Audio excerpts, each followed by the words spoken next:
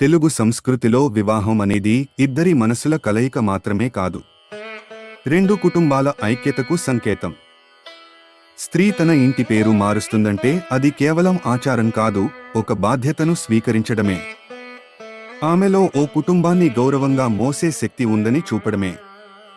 ఇలా పేరు మారినప్పుడే కొత్త ఇంటి సభ్యుల మధ్య అనుబంధం బలపడుతుంది. ఆమె ఎవరి భార్య, ఏ కుటుంబానికి చెందినది అన్న ప్రశ్నలకు సమాధానమవుతుంది. ఇది స్త్రీ వైవాహిక స్థితిని మాత్రమే కాక సమాజంలో ఆమె స్థానాన్ని కూడా చాటుతుంది. ఈ సంప్రదాయమే మన కుటుంబాలను గట్టిగా కట్టిపడేస్తుంది.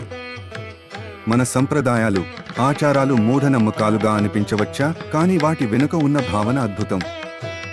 అందుకే ఇది కాలాన్ని దాటి నిలిచిపోయాయి. ఇది మన సంస్కృతికి పునాది, మన సంబంధాలకు మూలం. ఇలా ఒక్క పేరు మార్పుతో ఒక జీవితం మారుతుంది, ఒక కుటుంబం ఒక్కటవుతుంది. ఈ సంప్రదాయాల బలమే మన సంస్కృతి గొప్పతనం.